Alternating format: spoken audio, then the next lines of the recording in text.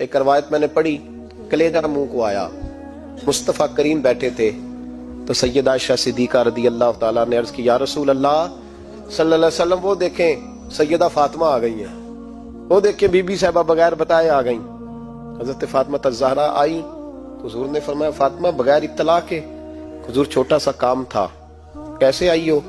تو be be صاحبہ نے نا، عورتوں کا پلو ہوتا ہے نا چادر کا، پلو کھولا تو ایک روٹی بندھی ہوئی تھی، ایک روٹی چادر میں، یہاں لوگ زیور باندھتے ہیں، دولت باندھتے ہیں، ایک روٹی حضرت فاطمہ نے پلو میں باندھی، کھول کے پیش کی، کہ بیٹے یہ کیا ہے؟